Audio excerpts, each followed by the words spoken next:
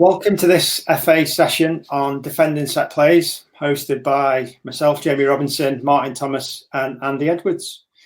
Just in the preparation for this session, we were chatting through our various backgrounds, and we think there's over 1,000 professional games and unfortunately over 100 years professional football experience between the three of us.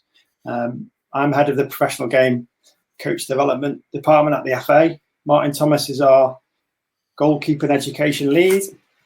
And Andy Edwards is a national specialist coach. So it'll be great to have your attention for the next hour or so. We're going to go talk about defending set plays. It's a topic which is very close to the three of our hearts, and something which we're going to delve into in a little bit of depth over the next hour to talk about the philosophy and the kind of profile of your players and the choice of the setup that you might lead to on the back of how you view the game, what players you've got in your midst, whether on a development pathway, whether you're working in a more results environment, and then decide on how you're going to get yourself set up from a defensive point of view, and the roles and responsibilities of the players that are going to be involved in the way you set up your team. The session is here to cater for a host of different scenarios, from the male and the female game, for players that are playing it in different phases. Obviously, we'll look at some setups based on the 11v11 game, but obviously the principles could apply to small-sided. And again, you can decide on the detail of that related to your context. I'm really pleased to have Ed and Tomo with us for this session because their experience is vast. Martin played in goal in the first division for many, many years, and has been with the FA for over 20 years as head of goalkeeping education. Obviously has a fantastic perspective from a goalkeeper's point of view, but also organising the defence. And Eddie was an ex-central defender, played hundreds of league games, was able to offer a fantastic insight from his playing background and then getting into coaching, working in club football and now working with the National Association. So we've also all got, I suppose, a slightly different take on how that your philosophy leads into what you set up in terms of set plays, which should be establish an interesting debate. Just going to go through a few stats to start with. If you just want to have a little look at that across the course of the last 5 seasons. And across the course of the last 5 World Cups, across the Premier League, Champions League, EFL, and WSL and World Cup. See, without going into the detail of the graphs, but you can see basically that the percentage of goals scored and conceded from set plays is around a third. So a third of goals in every season since the year dot. And again, it fluctuates slightly year on year, more or less. But the kind of 30% sort of mark is where set plays tend to sort of sit. Now, it's interesting if you go back to the last male World Cup, the 2018 World Cup, a huge upsurge there to go towards more 40, even towards 45%. Which is remarkable, really, in terms of a tournament football, the amount of preparation that those teams might have gone into to prepare for that World Cup, that a huge percentage, over 4% of goals, were conceded from set plays. A couple of things maybe jump out from the 2018 World Cup. VAR was the first tournament that VAR was used extensively.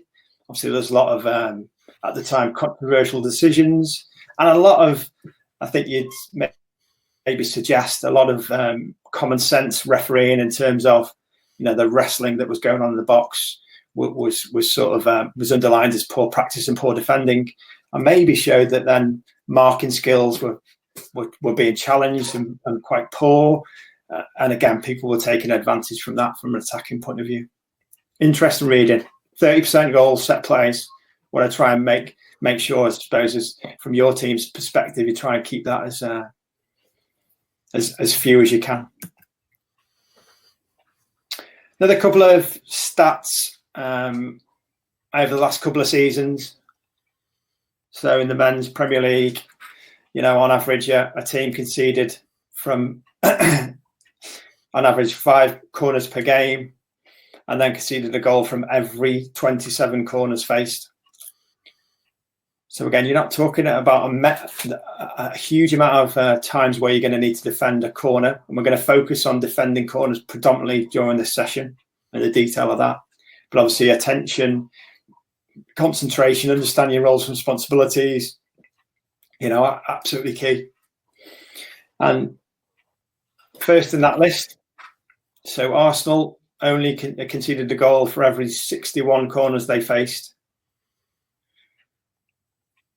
And the opposite end of that spectrum is that Man City conceded a goal for every 16 corners they faced. Again, which is a fascinating sort of reading, really. And the second figures we've got are some stats from the EFL.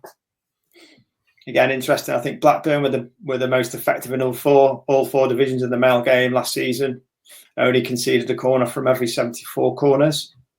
And Swansea ranked bottom of the Championship, which is quite interesting. Conceded a goal in every 14 corners. Again, seeing Swansea a number of times this season, I think they've turned that round to flip that on its head, really. So credit to Swansea in the 1920 season so far. And the other stat from the WSL. So again, they conceded less corners per game, 320, and Reading, remarkable record, did not concede a goal in the 63 corners they faced last season, 18-19 season, and Everton conceded a goal for every 13 corners faced. So there's some remarkable difference that sort of jumps out. Before we get into the detail, I'll just come to Martin and Eddie on their take on the sort of statistical background. So, Martin, what sort of jumps out when you look at the stats? Well, when you're looking at Reading there in terms of sort of 60, 63, that is a real good record. You saw the average figures, Premier League, I think, was 27, 28. So when you start getting up into the 50s plus, we have some data from the international teams, just with regards zonal defending, and the best I've seen is 79. So 79 corners over a season with no goals conceded. So who's to say that couldn't have been another 79 as well? But once you start getting into the 50s, 60s, you're very, very effective. Ed, anything jumps out at you from the stats? Having a look at that overview across the leagues and into the WSL. Yeah, I just think it emphasises obviously the importance of set pieces, which is one of the reasons we're talking about it. But looking at the teams this season, it's maybe slightly different. I think up to February, Liverpool were top of the table in terms of goals conceded. I think Burnley might be the best now. I think it's one in every 84 corners that they concede from, which is a fantastic record. But looking at how those teams set up across the Premier League, as an example, there's a real mixture of teams that are zonal, teams that are man-for-man marking, and teams that have had a mixture of both across the season. So I think that's an interesting thing as well, which I think we'll come on to at some point in the conversation. Mm. Is there anything on the stats from an international team's point of view that jumps out? I know, Martin, you're particularly shocked by the figure from the last male World Cup in 2018. Yeah, I just find it astounding, really, that 43% of goals were scored from set plays. There were a lot more penalties. I think there were 29 penalties, 22 which were scored. And the reason that there were so many penalties was obviously VAR was in, and the amount of penalties given for, people calling man-to-man marking. I call it man-to-man mauling. We saw some real poor examples. And what I find quite alarming, Jamin, you mentioned it, was, the countries who get to the World Cup have got 4 years preparation in terms of, doing their analysis, looking at what the opposition do. deciding on how best to attack into exploit, and obviously in terms of defending set plays, to then sort of reduce goal scoring opportunities from set plays. But 43% is, I don't think I've ever seen a figure as high as that. No, I don't think I have either. No, it's interesting. Again, I suppose the knock-on effect will be, and we might have seen that in the Euros in the summer. Unfortunately, it's been postponed. Whether that would be a knock-on effect in those big tournaments would have been another check and challenge sort of piece, wouldn't it? As well as seeing it in the Women's World Cup last year as well. Ed, anything from your point of view from international football that you think the stats? You talked to me the other day about some of the knockout stages where it's I've got those figures in front of me, but just when it comes to that knockout stage of the tournament, obviously Thomas speak about the preparation teams they've got a lot of preparation. I think as the tournaments develop, obviously you may be less able to plan for the team you're playing. They might have variations on set pieces, and I think that's when the higher number percentage-wise are scored within the tournaments, which is interesting. But the income of VAR has been a huge challenge. And again, just that challenge of considerations that teams have got in terms of how they mark. Yeah. Okay. Well, that brings us on nicely into our sort of setup, I suppose. And Eddie's just said, in terms of the sort of setup, that how people mark will have some real considerations about the makeup of their team, the makeup of the profile of the individuals they've got with their team, the way they want to maybe counterattack from these situations. And we're just going to talk through a zonal defending sort of, I say it's standard setup, but Martin and Ed and myself are going to go into a little bit of detail about some of the roles and responsibilities within this setup. Now, I think it's important at this point to say we're just using this as an example. Like Eddie's just said, that across the leagues and across the international teams, you've seen a host of different setups from all zonal, part man-to-man, all man-to-man, and everyone back or not everyone back. This is just an example that we're going to provide just to go through some of the detail of each of the roles in terms of how you might be set up from a zonal defending perspective. Tomo, do you want to talk us through from the goalkeeper's point of view, just the two people on the post and maybe that person in the near post space, the number. We'll work through the numbers just for ease. So you want to cover the role of the number 1, the number 3, the 4, and the number 9, and we'll go from there. Yeah, no problem at all, James. As he said, this is a standard setup. Looking at the body position of the taker, it looks as if it's almost certainly going to be a right-footed in-swinger. In terms of the goalkeeper starting position, basically he needs to think about 3 things. The priority is always to defend a goal. So needs to put himself or herself in a position to be able to deal with the ball into the near post, the in-swinger into the front half of the goal, to also be able to deal with the back half of the goal, but not only to defend the goal, but to defend the area.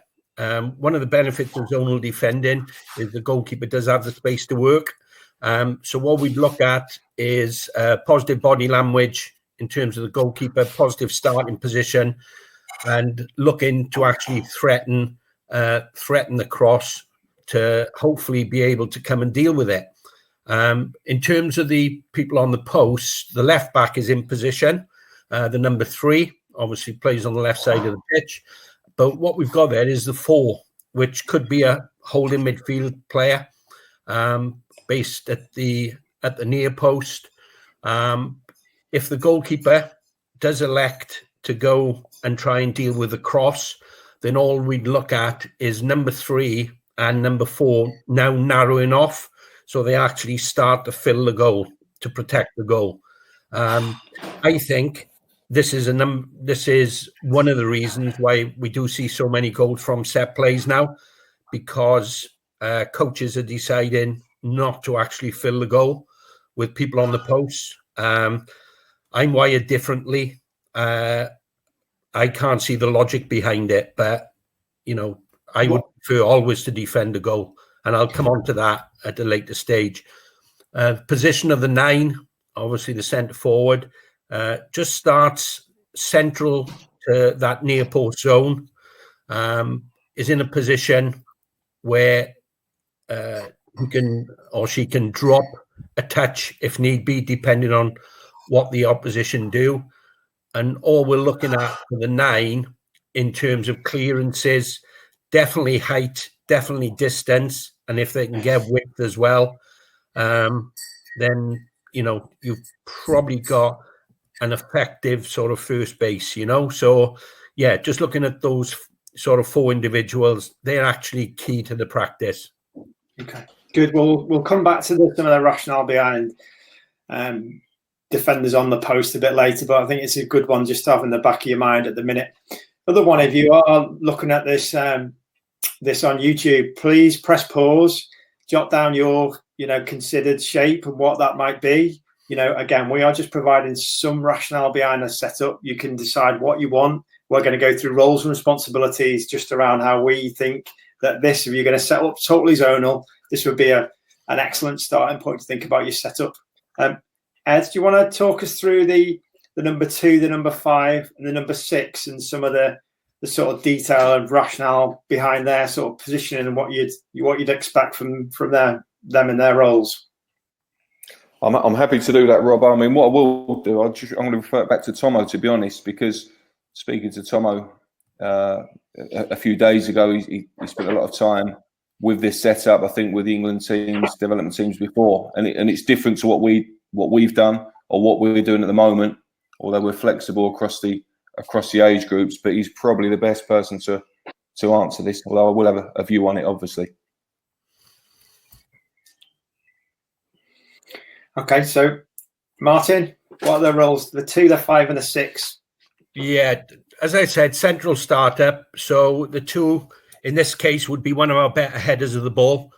Definitely 5 and 6, our 2 centre backs. Position wise, they call the first bank. So when in terms of when they're coaching, is clearly defined as this is the first bank. The fullback is level with the near post. The number 5 will be central on the 6-yard box, and the number 6 is in line with the far post. Open body position, so 45 degrees to be able to see the ball. They're both, all 3 are going to look to attack the flight of the ball, and ideally in the 90 degrees in front of them. So what you're going to want is them assess the flight. Obviously, on assessing the flight, approach to the ball, timing that they take off, and then probably headed clearances, as we talked about earlier, height, distance, and width. The interesting thing for me is that although they're 3 similar roles, you're talking of 3 different profiles. So in terms of the number 6 in the far post area of the first bank, that particular player needs to be comfortable in going and attack the ball that has a little bit more flight on it, that is aimed towards the far post. There's definitely going to be contact. He's going to be going in amongst, obviously, opposition who might also be running at full speed. So you need to be brave. And it'll be interesting once I run through James, being a centre half, and Andy, of what role you would be out of the 2, the 5 and the 6. So the 6 needs to be aggressive. Yeah, go and attack the flight. The 5 definitely needs to be a springer. And when I mean a springer is there are times when that ball actually drops on their head, and what they've got to be able to do is to be able to spring and literally go from a standing jump. I was fortunate to work with the teams for nearly 20 years, and by far the best I ever worked with was Micah Richards in that position. Absolutely awesome in terms of a standing jump and the ability to get elevation and contact. The 2 level with the near post, this is a real difficult one because everybody comes across the front of him or her.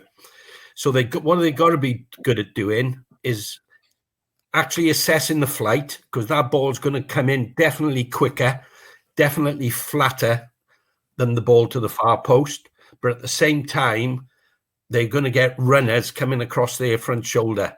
So what they've got to be able to do is, one, assess the flight, but also be aware of the runs to try and exploit the space at the near post. So there are your profiles. Go on, James, start us off. Where would you be in that? Yeah, I'm going on number 6, Tom, all day long. I am there. I want the best header that we've got in our team to be number 5. Yeah. I played one of the centre backs. I prefer to be able to see the flight over a longer distance. Yeah. I prefer sort of, I suppose, grappling with someone at the far post so they couldn't get a good header, and making sure they weren't going to beat me in the air at that point, and then leave the 5 and the 2. Also, I thought, and you just alluded to it there, they had to be, I thought, really kind of agile and really determined in that near post space to get first contact on the ball. Yeah. It's a crucial part of the game. Yeah, and it does get congested in that near post area. Yeah. As you say, the ball. We also played through an area where balls would be clipped into that near post space for like a flick on for them goals to be scored at the far post. Yeah, for sure. It sort of died out of the game a little bit as the selection of balls going into the box as being more of the whipped paced sort of variety. But when something was sort of clipped in near post, then that number 2 and the way they could deal with that was really crucial. Yeah. What about Eddie? For me, somehow I would choose the 2 role. I think. Oh, would you? Okay. Yeah. Surprisingly, I just think the importance of putting players in the preferred position obviously is so important, and the detail around that and where you position them. The point you make about the 5 being the player with the best spring. Obviously, it's probably the most vulnerable position now. Yeah. My concern as a 6 would be someone pulling off my shoulder. So I think as the far one, you've got to have someone who can move their feet, in a backwards sort of movement to deal with someone maybe pulling off your shoulder. I think that's a real threat. I think the 2, you've got the threat of someone getting across your near post, but I also think you've got that little bit of protection with your 9. And I just think that communication with your 9 and your 9 getting the detail right of his start position. I see it so many times at every level, from the highest level to Sunday football, if you like, of that 9 squaring his shoulders off, drifting, being 2 or 3 yards out of shape, out of position, and then failing to adjust when the ball's in flight. So I think the 2 there has got the potential to have the most protection, and I'd be making sure I looked after myself between myself and the 9, and I'd feel a little bit vulnerable certainly as the 6. But Robbo's dealing with that one, so we're okay. Does that mean I'm the 5? Say again. Does that mean that I'm the 5? Sorry, Martin, say that again. I said, does that mean that I got to play number 5? You got the 5 job, yeah. You got good spring. You're in goal. You're too bright to be a central. Yeah. So now we look at the role. Now we look at the roles of the 8, the 10, and the 11. And again, just before Martin just runs through the roles of those 3 players, I think it's important at this point to talk about the zonal setup as not being like a standing like statue sort of setup. This is a very dynamic, a very agile kind of setup. This would be the starting positions where there'd be some the individuals who take up those positions would have to be athletic and switched on enough to be able to free themselves up from standing there. The last thing I wanted to be in the number 6 was someone to be getting a run on me. So it'd be a case of having to work your feet and work out where you'd come off that starting position to be able to stay within the zone. But like Martin said before, anything that dropped over the 5's head, as the number 6, I'd be expecting to pick that up. That's why the strength of some of the zonal defending is really. So, Tom, do you want to talk us through the 8, the 10, and the 11? Yeah, 8, 10, and 11. They are defined as the second bank. As you can see by the numbers, made up of midfield players and maybe a wide player. Actually, the most important for me in terms of zonal defending, because the second bank or their main job is to actually block runners. Now, when people talk about zonal defending, they talk about people having a free run, But the role of the second bank is, one, to slow down and definitely to divert, the straight runs of the opposition. So you don't need to be fantastic in the air. You don't need to be, go in and attacking what is the flight. What you've got to be doing is disciplined and actually picking up the runs of the opposition's most dangerous players, so they don't get a free run literally onto your first bank. And some of the best that I've worked with this haven't been the biggest players. I remember when in the Olympics, I did fortunate enough to do the Olympics, and Joey Allen. You all know Joe Allen, in Stoke City, and obviously ex-Swansea. In terms of just blocking runs, absolutely fantastic in slowing people down, just so that it gives the opportunity for the first bank to go and attack the flight of the ball. You've got the number 11, obviously, who's going to deal with the far post area, but is also in a position from there to best counter-attack. So if you're wide player, you're wide left player, you're 11. If in the event of the goalkeeper actually catching the ball, obviously the 11 is working on transition and counter-attack. And we will come on to sort of adjustments of first bank, second bank, I know, later in the presentation. But what they need to be is they need to be blockers, 100%. Okay, good. And just saying that about counter-attacking, what's your experience in the zonal defending setup when you've maybe been chasing the game? Tomo, have you brought the 9 back all the time, or have you rejigged the zone to leave maybe 1 or 2 further up the field if we're trying to chase the game back in it? Yeah, if it is state of the game, Jim, and it does depend on profile as well. So you might decide to actually cause the opposition a problem. So, you might decide to leave 1 up, leave 2 up, leave 3 up, depending on. So if we look at that scenario there, and this was an under-21 game. So we had Raheem Sterling was wearing 7, Wilf Zaha was wearing 11, and Ravel Morrison was wearing 10. So if you weigh up, okay, we've got 3 real attacking players. Do we bring everybody back? And we made choices with the under-21s of actually leaving 3 up, which obviously means that the opposition have to keep a minimum of 4 back. It can also mean that, with somebody taking the corner plus the goalkeeper, plus they need to screen the edge, that they didn't get the bodies in the 6-yard box. So it is cat and mouse. But for me, it's working out personnel, what you have.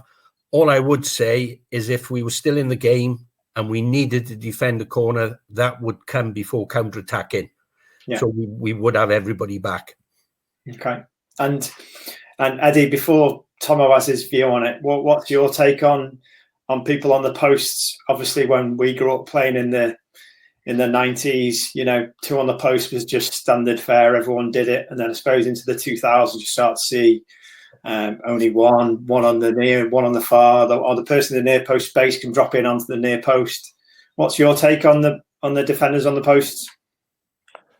Yeah, for me, certainly the near post space, I would want him dropping in on that area. I think he's in a position where he can adapt. I think potentially, my personal opinion, that you can waste a man by having both posts marked too early.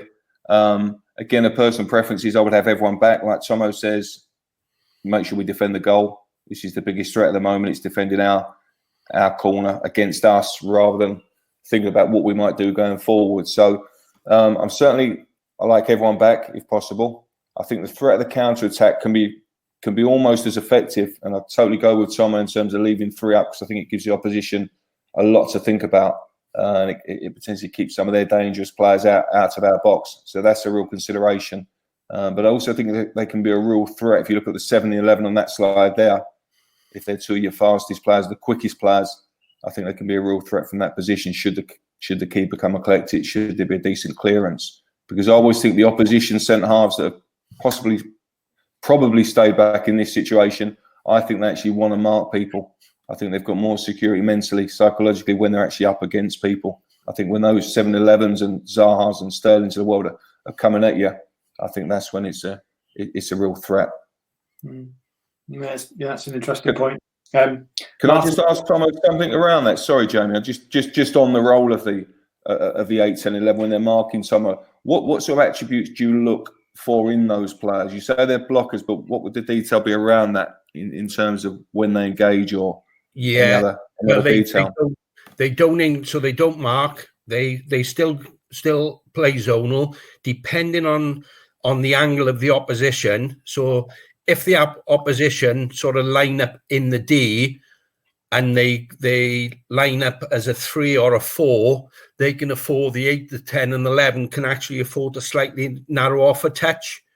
If the opposition is spread across, say, the back half of the goal plus towards the back end of the D, then those gaps might become a touch bigger. But for me, they're better being in, having to go out, than being out with gaps, having to come in. And what they need to do is their body positions need to be such 45 degrees. That ball is traveling about a minimum of 45 yards. So what they need to be doing is, one, assessing the flight of the ball, but secondly, being able within their eye line to be able to pick up what would consider to be the opposition's most dangerous. Now, if the opposition put 4 in there on the edge of the D, and we're going to make 4 straight runs, then the defenders or the second bank, what they need to think about is picking off the most dangerous runners. So I can't believe for the life of me when teams let opposition players just have a straight run. So Van Dijk, great example from Liverpool Man United game. The person to block Van Dijk's run was the most inexperienced and youngest player on the pitch.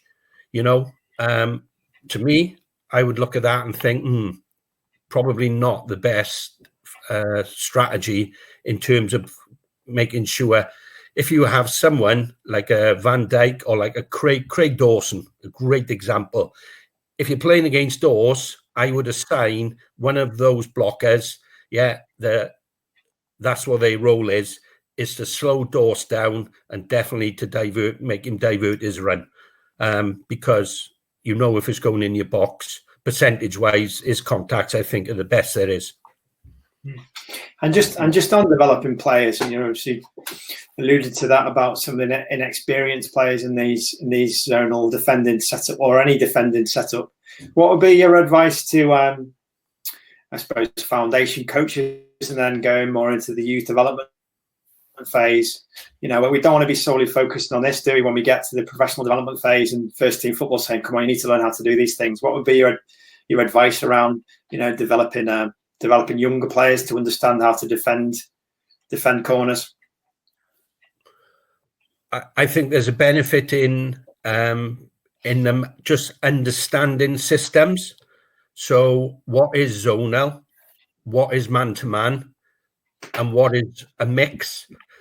I think the principles are no different to defending in terms of you need to see the ball and you also need to see the man. So in terms of your body positions, now, would we practice 100 balls coming in and then, young foundation phase players going and heading it? No. But what they can understand is the basic principles of defending in terms of seeing the ball and seeing the man. That would be my thoughts. It's a walkthrough, Ed, anything to add to that? Yeah, I think it's a real. Yeah, in terms of development, I worked in development for a number of years, and I think there's a real challenge for coaches. One, recognising the importance of it, because we're saying it can cost you, it can win you a World Cup, it can cost you relegation from any level, over the course of a season. So I think there's a real importance with it. I think at what point do you say to a player, "Oh, it's really important now. You've got to be good at this," because I think if you leave it to their 18, 19, 20, then you're playing catch up. So I'm not saying you introduced, defending set plays at at the foundation phase, but I certainly think there needs to become an awareness of how to mark in the box. I think that needs to evolve as they're going through the age groups, so that when they're coming into senior teams, they're probably better prepared.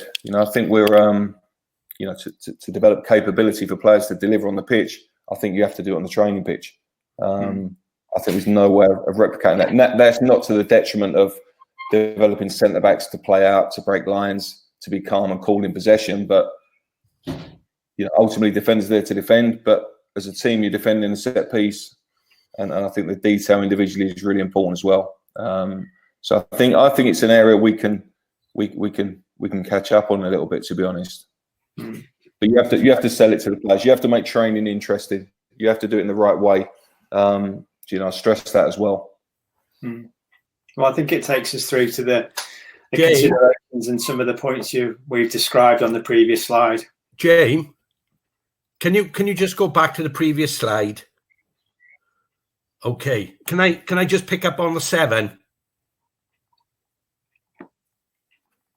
Yeah. Is that all right? Because actually he's got more roles than anybody else. Yeah. So when they talk about people on the edge of the box, especially within zonal defending, that 7 is so important.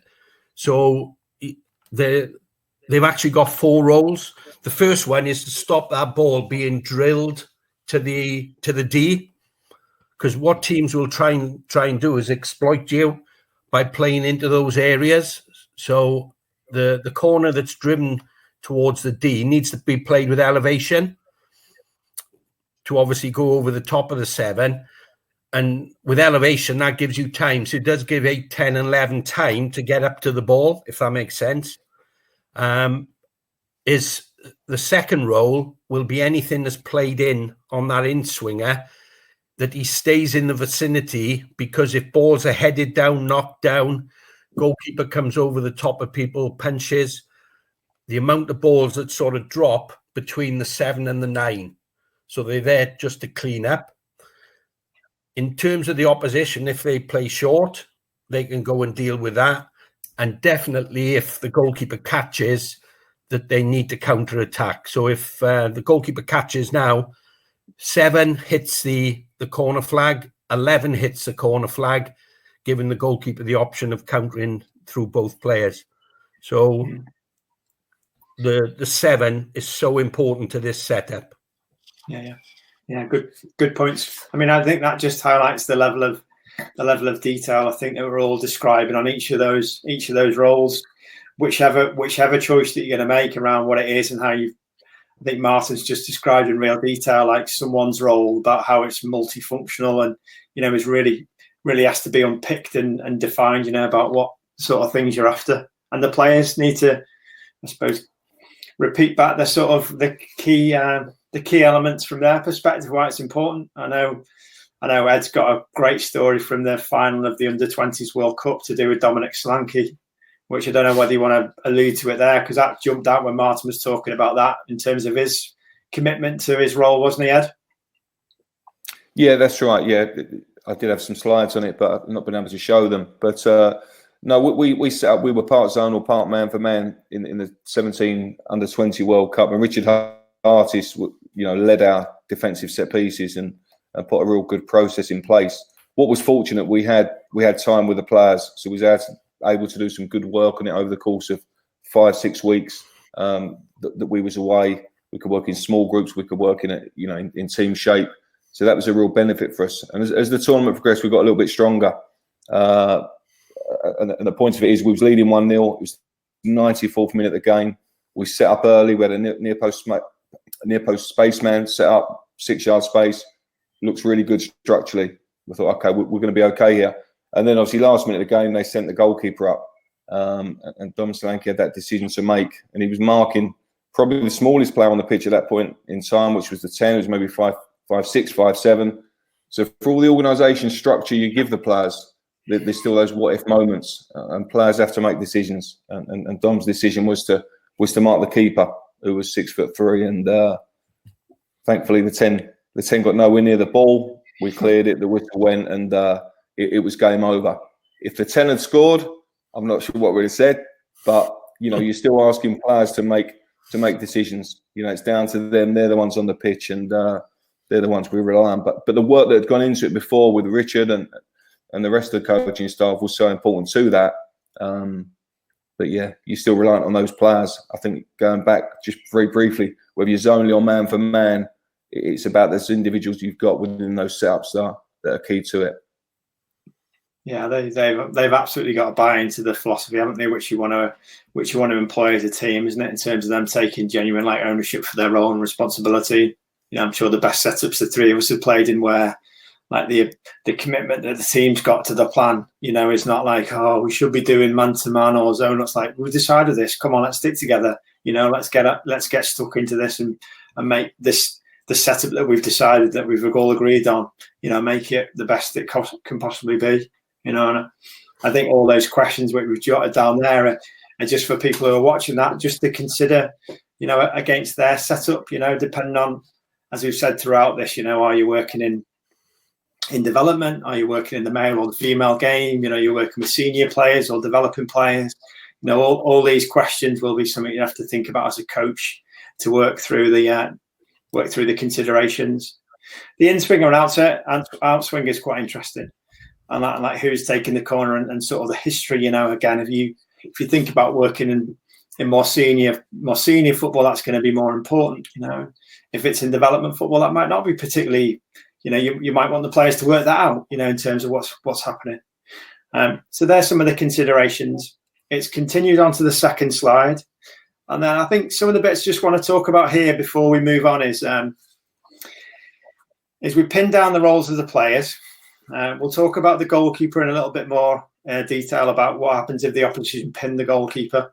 There's some what ifs there. I just want to talk about what happens, what you both think about sort of first contacts, and then what happens next. What your sort of advice would be to coaches around first contact, concentration, and then second balls, and sort of then regaining your shape or counter-attacking. What's your experiences first contacts wise, and then what next? Yeah, I was very fortunate enough to work with Jack Charlton when I was in Newcastle. And he used to talk about defending corners, and you get people who are anxious about it. And he said, look, just think things through. He said, as a defender, he said, the opposition, he said, they have to head the ball in a 24-foot by 8-foot space. He said, we've got people inside the post. We've got a goalkeeper to stop it.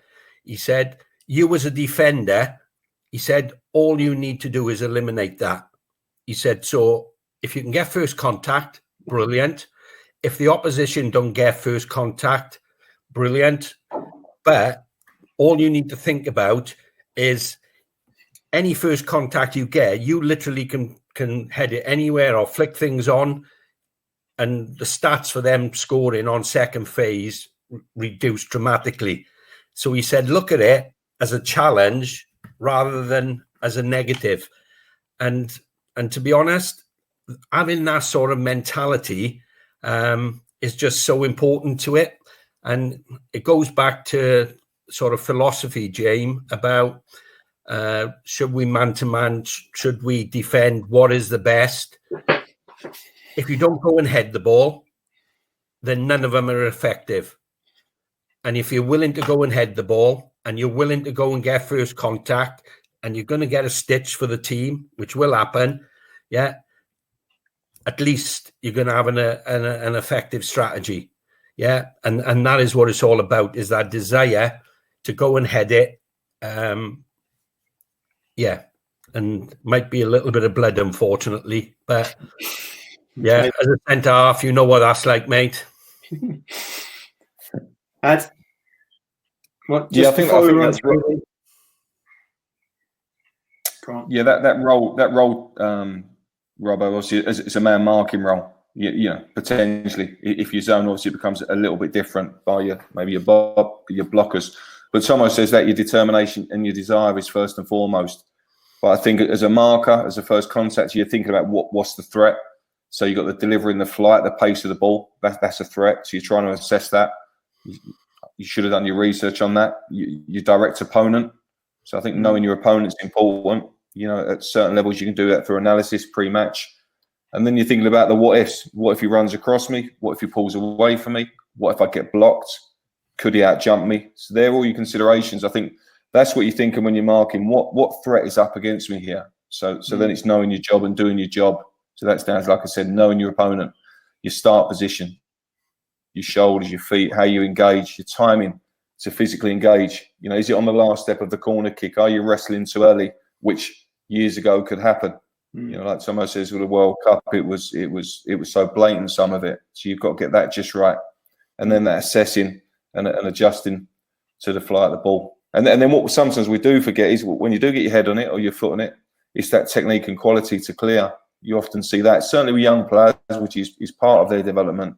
It's just that quality on that final touch to clear that danger. So they're the things I'll be thinking about in terms of first contact, and in terms of that second phase. I think that the second phase, if you're playing in a zonal shape, is easier to push out almost in your team structure, if you've got time to do that. And then it's that consideration of do you just stay with your man, because it could be coming in quick. So I think that's a real challenge for any coach, is that second phase of the corner. But from that first contact, determination, desire, they're the two key things however you set up for me. Yeah. Okay. Yeah, good. Interesting. Really good detail. Really good information. Go on, Martin. Can I just come in there, because where you're talking about second phase, because some of the problems that zone can have is on that first clearance, and Eddie's talked about it then, but it's having actually clarity. So if you do play, you've seen the graphic, if you play with players defending the goal, near and far post, is that it's crucial as a coach that you decide of when is it appropriate for the people to leave the posts, and if so, where do they go, into what position. So if you can imagine that ball coming in, the 5 heading it, goes back the same side of the pitch to the width, then it's going to be the goalkeeper's instruction to actually start to squeeze the team up the pitch, to obviously then be able to defend second phase. But the two fullbacks, or the fullback and the midfield player, whoever inside the post, they got to understand that, we are going to squeeze, but what do we do once we squeeze? So do they squeeze and pick up, or do they squeeze and go into left back position and a right back position? So it's the detail within it that on second phase that sometimes isn't dealt with. Yeah. Agreed. Yeah, I think we're going to work through some of those what ifs, aren't we, in terms of now? Because I think that's really interesting about when they do come off the post, when they fan out behind you, like you've got the say the number 3 and how you just described there, the ball gets headed back out to their left wing. The left fullback would fan out behind me as like the left side of centre half, and understanding that some people go straight up the pitch. I think there's some of the considerations when you're trying to build your knowledge and experience as a coach, and also the ability to relate that to the players. We're just going to go through some of the maybe a couple of the what if scenarios that we jotted down. I suppose just for anyone watching, if you want to go back to the previous sort of considerations we jotted down, we had a list of 17 there. We could have had a list double that, really. Again, you'd have to distill your information down related to your players and think about how can you make that simple for your players as possible, even though they've got loads of detail to think about. That's the job for you as a coach to consider. We'll just run through a couple of the what ifs on the back of where we just got to. So if we've got 2 or 3 to go through, so just going back to our setup. So we're set up like this. And again, you've seen it on Sky Sports on a Monday night when oppositions are getting pulled apart from zonal defending by Monday Night Football. Martin, do you want to talk us through, when you work with the international teams, your experience about when the opposition would say, the mark zonal will overload somewhere, and that'll be where they're going to be vulnerable. Do you want to talk through how you readjusted with the players? Yeah, it was. You saw the standard setup earlier. Now, if you look at 2, 5, and 6, they were originally level with the near, middle, and then level with the far. But if the opposition tried to exploit this at the far post, the goalkeeper is in the best position to be able to see this. So just on the shout of load far, the 2, the 5, the 6, the 8, the 10, and the 11 all step back a yard and out a yard. So they basically adjust in their zone. 7 still stops that ball across to the front of the front of the D. The 9, if there's no threat from the opposition, brings himself into position from the central near post zone to a position level with the post.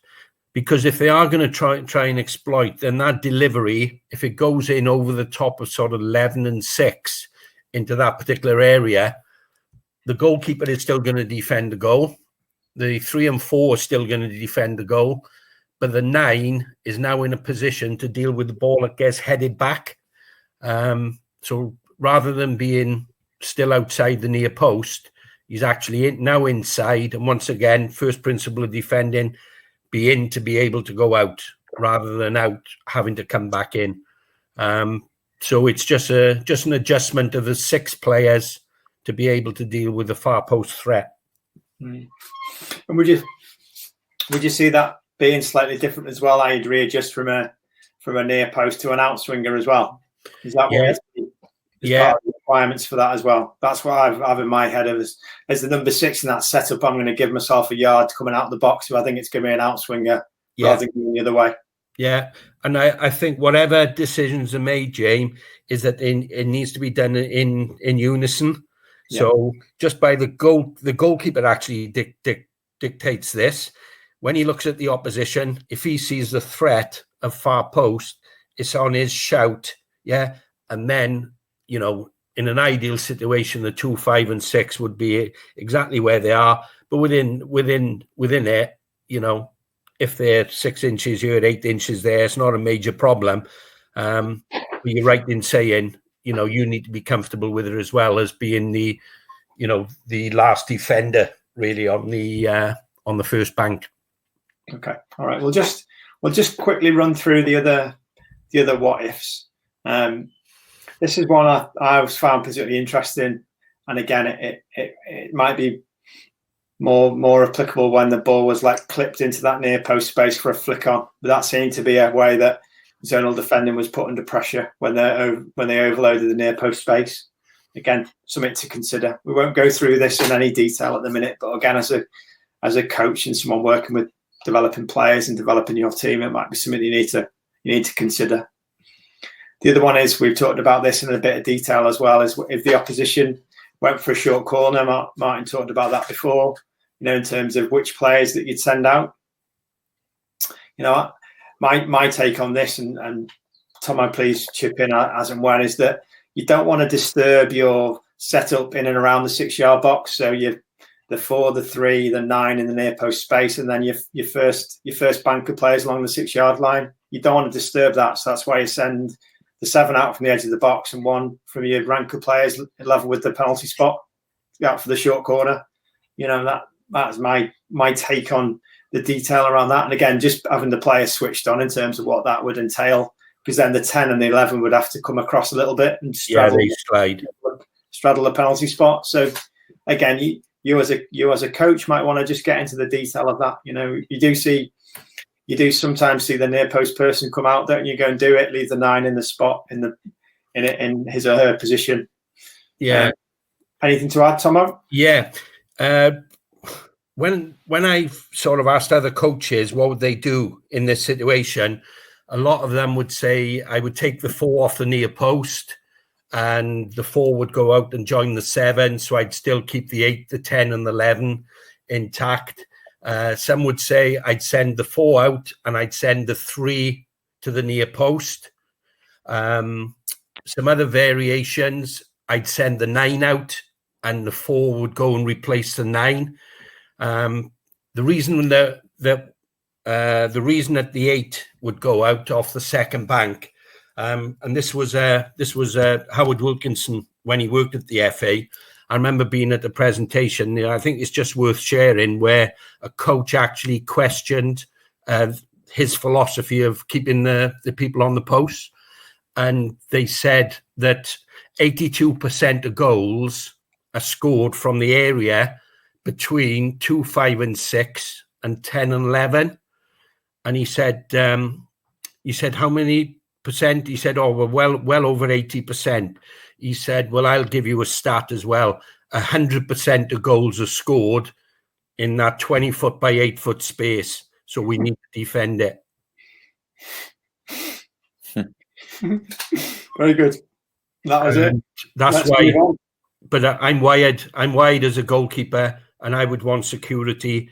And I have worked with coaches, and they've said, but the opposition have got a spare man in the box or got a spare man on the D, so we've got to take somebody off the post. I'll be truthfully honest. I know I'm old and grumpy, but not for me.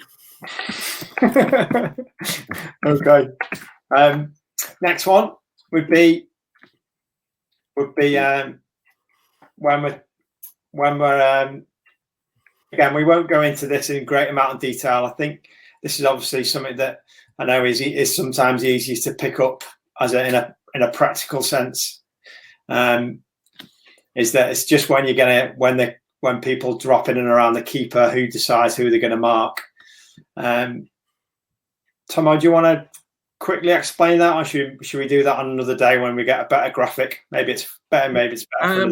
Well, I think it'd just be worthwhile. If the goalkeeper is going to pin, you've got to decide if you're going to have them picked up.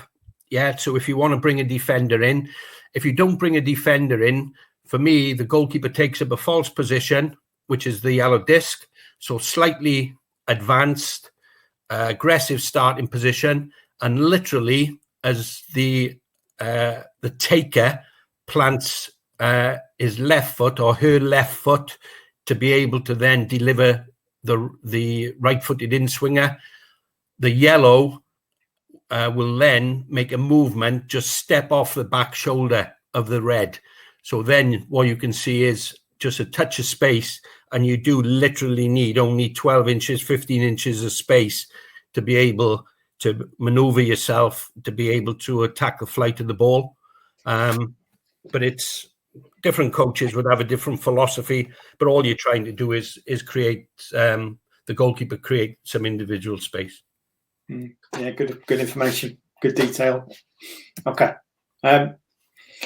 We're not going to go in any great detail around over wide free kicks and central free kicks, because we think we sort of covered in the kind of 50 odd minutes that we've been chatting about now about defending set plays from a zonal perspective, that the principles about identifying your philosophy, thinking about the profile of your players, and then identifying roles, responsibilities is exactly the same. Obviously, one of the things that jumps out for me about wide free kicks, if it is going to be delivered in a sort of in-swinger kind of fashion, like how deep you're going to go, going to try and hold the edge of the box. Or you're going to be more like Atletico Madrid, who drop right into the box and trying to take their line off sort of the 6-yard line, and then so they face the ball and attack it. Again, your philosophy is going to dictate that. And then how are you going to sort yourself out? Central free kicks certainly been some interesting and imaginative little things over the last few years, and that's often really influenced by some of the rule changes. So again, as a coach, just got to consider, what factors you're going to bring into account when you're trying to come up with the strategy for your players. And again, try and relate it to your context when you're, developing players through the phases, or whether you work in the male and female game. What's the most appropriate sort of area that you can work on with the players to help develop their knowledge and understanding, and also their kind of ability to take responsibility for the facet of the game when the game gets restarted, in whichever way that is. Ed, just on the last few slides, do you want to just and Tomo, because obviously you both had a lot of experience working with the international youth teams. Do you want to highlight anything that jumps out in terms of why we would set up in a certain way? Having different players in the age groups, players jumping up and down some of the groups. Do you want to highlight any of the sort of big ticket items that jump out from your perspective? Eddie, do you want to go first?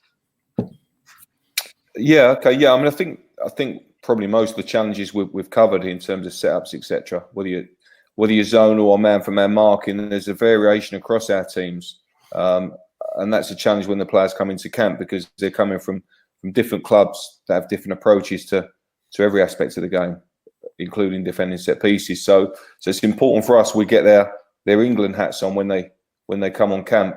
And sometimes that could be a real challenge because we're turning up match day -2, might be abroad somewhere, so you've got very little time on the training pitch. So Danny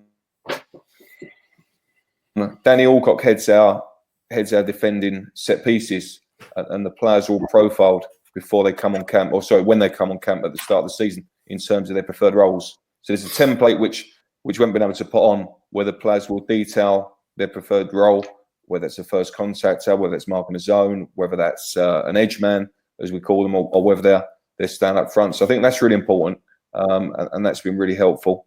And then it's that how you fit that into the training program. Again, I think you've got to be quite imaginative as a coach. At times there might be a place for almost walkthroughs, but as much as possible, I think it has to be in the realism of a good tempoed training session. So there's finding different ways to make that interesting, but making sure you're getting the detail for the players to execute when the game comes.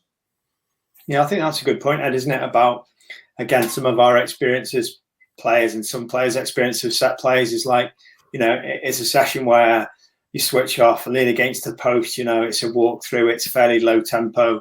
I think the challenge for us as coaches, isn't it, is to make those sessions as interactive as possible and making sure that the way you, as a coach, deliver that information, allow the players to talk about their roles and responsibilities is really crucial, isn't it? To, I suppose, want to keep everyone connected and feel like a team, that we've got a plan here, and also how you can check for knowledge and understanding with the players. Tom, how was that built in your many years with the national youth teams? Yeah, I think there was a few things. The first one is all the players arrive from clubs with the greatest respect. For some clubs, defending set plays isn't valued. It's not seen as a priority. So sometimes they come with a mentality of, basically it's put up on a flip chart and that is it.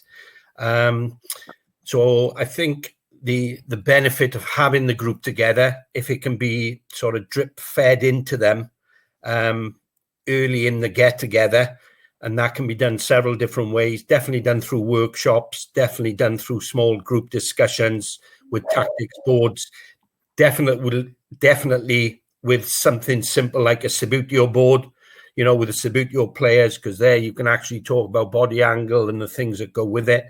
And then you're into the big one is how it's delivered on the grass. The other issue that I found was the gap between November and February, because that is the biggest gap in terms of the international get-togethers. So they go 4 months with no contact. So whereas you'd have contact August, September, October, and then you go November, and then the next time you'd see them would be February. I guarantee for the February get-together, you'd need to spend more time on your set plays because they've gone 4 months away.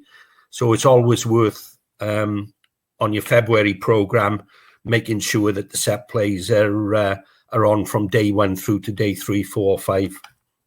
Okay, and then building onto that, I suppose, from an international and a senior club football perspective, in VAR, what do you think the impact's been? What do you think the impact will continue to be as it becomes a part and parcel of modern professional football? Ed, do you want to go first? Yeah, I think it's a real challenge. VAR. It initially came in 2017 as a bit of an experiment at our World Cup with the under-20 team, actually. So that was a real concern. So we've done a lot of work and workshops that Rich Artis headed up. I think led the players to a good place. But I think as the game continues, I think we're going to see more zonal marking. I think it's so hard to mark man for man now. You've got the considerations of getting blocked. opposition line up almost in a bus stop. How do you mark that? So there's so much to think about and such a challenge. So I think the agility of players is so important now. Gone are the days when you can physically wrestle someone before the ball's delivered. You can't run that risk with VAR in place now. So I think it's going to go more zonal as we move forward. Yeah. What about the international tournament experience? Do you think referees will be more under pressure to give those decisions like we saw at the 2018 World Cup? It was interesting again watching the German football over the weekend, wasn't it? The VAR decisions seemed to be quite measured. Do you think it seemed to be quite elevated, didn't it, at the World Cup? Less so maybe at the Women's World Cup, but certainly a few odd decisions. What do you think the future for VAR might look like? Tomo, do you want to go? Yeah, I think it's here. It's going to be here to stay. But I think a lot of coaches now will actually look at the advantages, disadvantages of zonal. I think it has been a swear word in football. But as I said earlier, Jane, whether you want man-to-man or zonal, if you ain't going to go and head the ball, then you're going to have a problem. I think personally, I had 18 years experience of playing and only ever did man-to-man. I had longer than that as a coach and working with zonal defending. And I think more coaches now will actually turn to zonal defending because I think it's far easier to manage. It doesn't become a bun fight. There's no emotion. There's no scrapping for place. It's controlled. And the one thing with zonal is it can be worked on from day one when you get together because you defend exactly the same way, just with some slight amendments for the what-if scenarios. So I think if teams do defend or go more to zonal defence, VAR will become something that will be for whether a goal has been scored or not, more so than a foul in the box on penalties. Yeah. I also think to add to that, I agree with you wholeheartedly. It will also be about the individual marking techniques. I think that the kind of basketball-esque where your arms are lower by your body and you can hold people and pin people without looking like holding them. I think it'll be really interesting over the next couple of years.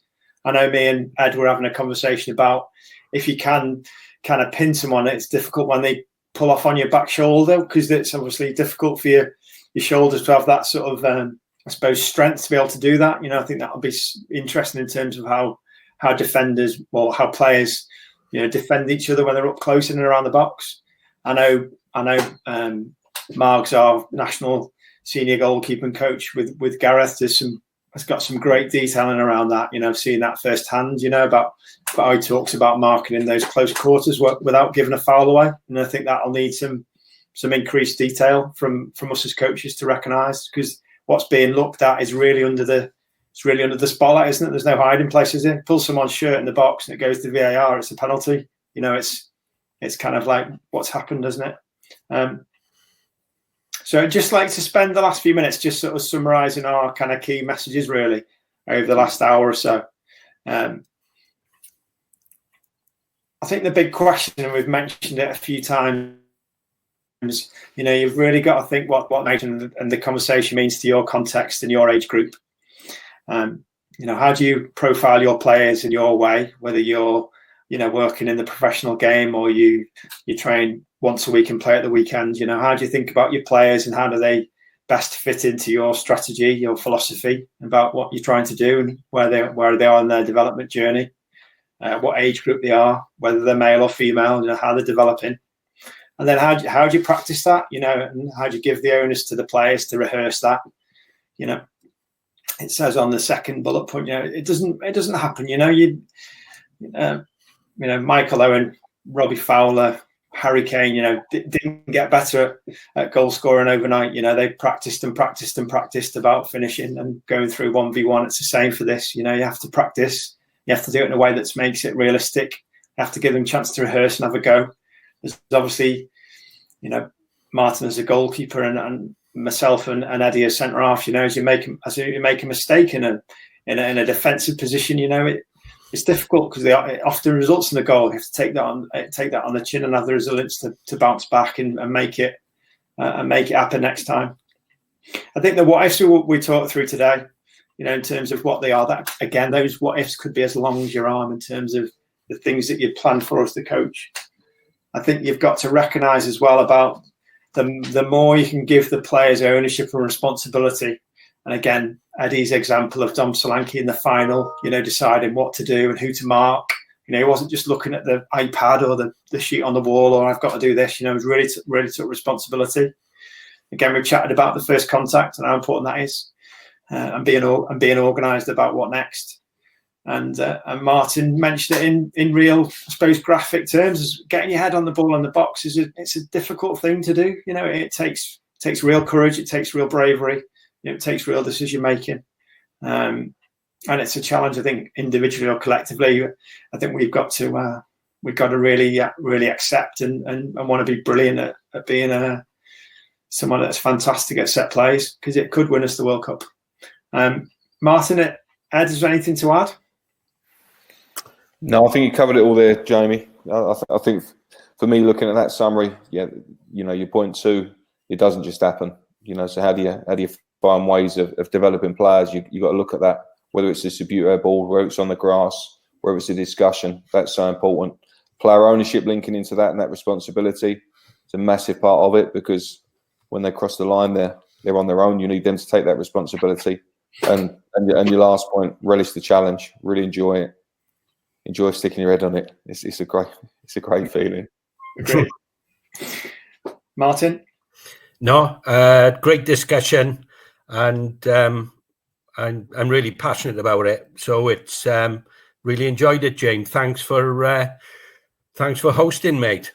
No, thank you both for your insights and experience and detail around what this entails. And hopefully we'll get together again in this format and have another good football discussion on another topic. Take care. Speak soon. Thanks very much. Cheers, Robert.